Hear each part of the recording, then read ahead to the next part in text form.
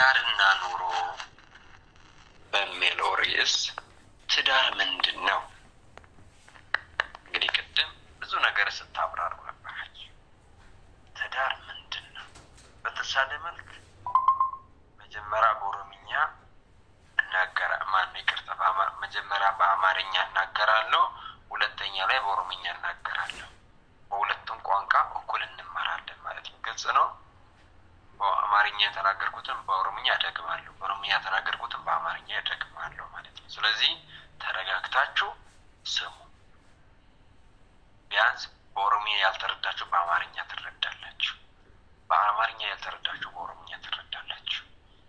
ለወንጌል ቋንቋ ያስፈልጋል። ሰሚ ልብ ናት። ሰሚ ደግሞ ምድራዊ አይደለችም፣ ሰማያዊ ናት። ማነው? ልባችን ሰማያዊ ናት እንጂ ምድራዊ አይደለችም። ነፍሳችን ሰማያዊ ናት እንጂ ምድራዊ አይደለችም። ቋንቋ ምድራዊ ነው፣ በሰማይ ቋንቋ የለም። ግልጽ ነው። እና ተስገባቱ ደቂ ፈዳ ወዳ ወንተ ጀለም ከይሰጡ ወዳ ጋፊ ጋፈዳ መስታወሻ ቀበዳ ደፍተርና እስክሪብቶ አዘጋጁ። ግልጽ ነው። እኛ ስራችን ብለን ቃሉን እንናገራለን። እናንተም ደግሞ ስራችን ብላችሁ ቃሉን ለመጻፍ ለመማር ተዘጋጁ። የተዘጋጀ ልብ ፍሬውን ያፈራል። ሳይዘጋጅ ሲቀር ግን ትርፋማ አይሆንም፣ ይከስራል ማለት ነው። እዚህ ጋር መሆናችሁ ካልቀረ ጆራችሁ መደንቆሩ ካልቀረ ልብ በልባችሁ አጥቶ የምትመልክት ነው ማለት ነው። ትዳር ምንድነው? ጀመር አስቀድመን ስለ ትዳር ትርጉም ነው እንግዲህ ትዳር ማለት ምን ማለት ነው? እንግዲህ ትዳር በሁለት የተለያዩ ጾታ መካከል የሚደረግ የአእምሮና የሥጋ ውህደት ማለት ነው። ሰማችሁ? ትዳር ማለት ምንድነው? በተለያየ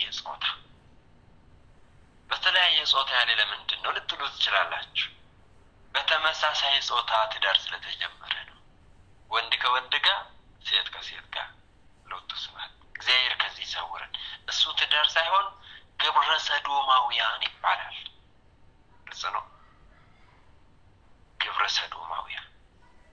ትክክለኛ ትዳር በሁለት የተለያየ ጾታ መካከል የሚደረግ የአእምሮና የሥጋ ውህደት ማለት ነው። በሁለት አለ ለምንድነው ልትሉ ትችላላችሁ።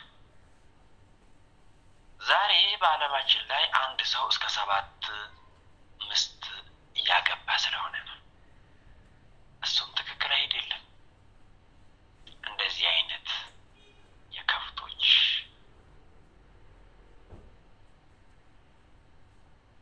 ትዳር ነው እንጂ የሰው አይደለም። ከፍቶች ትዳር አላችሁ ልትሉ ትችላላችሁ። ትዳር የላችሁ፣ ነገር ግን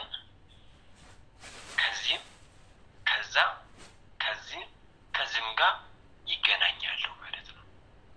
ስለዚህ በሁለት የተለያየ ጾታ መካከል የሚደረግ የአእምሮ የሥጋ ውህደት ማለት ትዳር ነው ብሏል ተርጓሚው።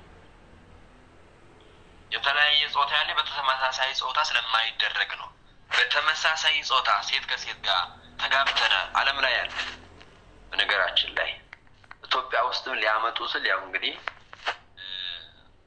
የኢትዮጵያውያን ክርስቲያኖች አንቀበልም አሉ። እዛ ነው አሁንም እየተደራደሩ ነው። ግብረ ሰዶማውያን በተመሳሳይ ጾታ ጋብቻ ሊያደርጉ ኢትዮጵያ ውስጥ እየተጠየቀ ነው። ነገር ግን እንቀበላለን ፈጣሪ ነው። እግዚአብሔር ግን አይቀበልም። እግዚአብሔር ግን አይፈቅድም። በተለያየ ጾታ ብሏል። ለትዳር ተሰጠቱ እኮ እግዚአብሔርም የባረከም የዶክማስ ቤትም እሱ የተገኘበት እሱ የቀደሰበት በተለያየ ጾታ ያለው ትዳር ነው እንጂ በተመሳሳይ ጾታ ሴት ከሴት ጋር ወንድ ከወንድ ጋር ሲጋባ እግዚአብሔር አልፈቀደም፣ መጽሐፍ አልተናገረም። እግዚአብሔር አልባረከም። በሁለት የተለያየ ባለ በሁለት ያለው ለምንድነው ልትሉ ትችላላችሁ። ሁለት ነው። አንድ ሴት ለአንድ ወንድ፣ አንድ ወንድ ለአንድ ሰጥቷል። ከዚህ በላይ አይክድም ማለት ነው። አይክድም ማለት ነው።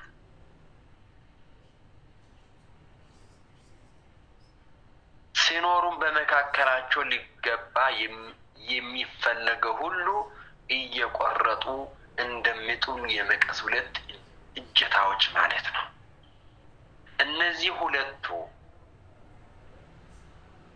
ወንድና ሴት በአንድ ተጣምሮ ሲኖሩ በመካከላቸው የሚገኝ በመካከላቸው የገባ መከራ፣ በመካከላቸው የገባ ችግር፣ በመካከላቸው የገባ ጉስቁልና በመሃላቸው ቆርጦ የሚጥሉት የመቀስ ሁለት እጀታዎች እንደማለት ነው ይላል። መቀስን ታውቃላችሁ? ስንት እጀታ አለ? ሁለት። እነዚህ ሁለቱ በአንድ ሲተባበሩ ነው የሆነ ነገርን መቁረጥ የሚችሉት። ግልጽ ነው። መቀስ ሁለት እጀታ አለ ወይ ደግሞ ሁለት እግር አለ እንደማለት ነው።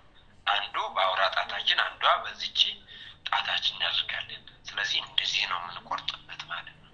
እነዚህ ሁለቱ ካልተባበሩ አንዱ ከአንዱ ቢለይ ይሄ መቀስ መቁረጥ ይችላል? ወረቀቱን መቅደድ ይችላል? አይችልም። ስለዚህ ትዳርም እንዲህ ነው። ባልና ሚስት በአንድ ሲሆኑ እንደ መቀስ ኑሮ ማሸነፍ ይችላሉ። ዛሬ በሀገራችን ላይ ኑሮ ማሸነፍ ያቃተን ለምን ይመስላችኋል? የብዙ ቤት ራብ በሩን ያንኳኳል። ለምን ይመስላችኋል? ችግር ስቃይ ከቤቱ አልወጣም። ለምን ይመስላችኋል? ባልና ሚስት አይነጋገሩ። እሱም የራሱ እቅድ ይሰራል፣ እሷም የራሷ እቅድ ትሰራለች። ሳይነጋገሩ ሲቀሩ በመሃላቸው ያለው የኑሮ ውድነት፣ የሰይጣን ፈተና፣ ብዙ መከራዎችን ግን ምን ማድረግ አልቻሉ? ቆርጦ መጣል አልቻሉ። አንድ አልሆኑም። ሀሳባቸው ተለያይቷል፣ እቅዳቸው ተለያይቷል፣ ምኞታቸው ተለያይቷል። እግዚአብሔር አምላካችን አንድ ያድርገን ሁላችን። እውነተኛ ትዳርም የመሰረቱ ጥንዶችም በመካከላቸው የሚገባ ክፉ ነገርን ቆሞ ይጥላሉ ማለት ነው። እንደ መቀስ አንድ ከሆነ እውነተኛ ትዳር ከሆነ አንድነታቸው እንደ መቀስ ነው። መቀሱ ለመቁረጥ ኃይል የሚሆነው የታሰረበት ብሎን ነው እንደሆነ እንግዲህ ሁለቱም መቀስ አንድ ላይ ያሰረ ማን ነው? በአንድ እጅ ብሎን ላይ ለውስጡ የታሰረ ሁለቱ እጀታዎች፣ ሁለቱ እግር በአንድ ያሰረ ምንድነው? አንድ ብሎን ናት ማለት ነው። ለሁለቱ ጉልበት የሆነ በትዳርም የተሳሰሩ ጥንዶች በመካከላቸው ክፉ ነገር እንዳይገባ ኃይል የሚሆንላቸው የታሰሩበት ወይም የሚተሳሰሩበት ምንድነው? ቅዱስ ጋብቻ ነው ማለት ነው። ቅዱስ ጋብቻ። ይሄም ሁለት ልሳን ያለው መቀስ በብሎን ታስሮ አንድ ስራ እንደሚሰራ ሁሉ እንዲሁም ሁለት የተለያየ ጾታ ያላቸው አንድ ወንድና አንድ ሴት በሕገ እግዚአብሔር ተሳስሮ በተዋሂዶ የሚኖሩበት የባልና ሚስት የአንድነት ሕይወት ነው ማለት ነው። ተመልከቱ።